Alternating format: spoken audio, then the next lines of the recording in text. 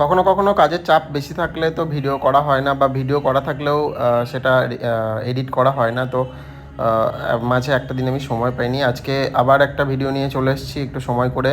এটা একটা 3 tyre cake ছিল এবং অনেক দিন আগেরই অর্ডার ছিল, যেটা ভিডিও করা ছিল। আমি আজকে এটা এডিট করার সময় পেলাম এবং দিলাম। এটা 3 টায়ার কেক এবং যে ওয়েভ এফেক্ট হয় সেই ওয়েভ এফেক্টে বানিয়েছিলাম।